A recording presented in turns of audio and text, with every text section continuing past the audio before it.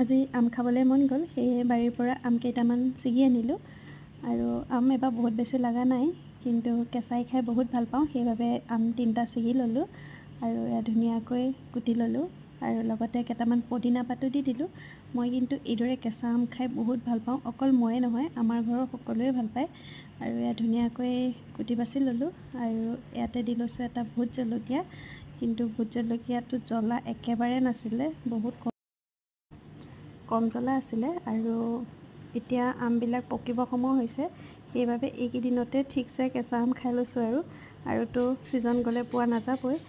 আপোনালোকে বাৰু এইদৰে আম খাই ভাল পায়নে জনাবচোন। এয়া মোৰ ডাঙৰ ল'ৰা, সিও খাই আছে, সিও বহুত ভাল পায় টেঙা খাই, লগতে দেউতাকেও খাই আছে।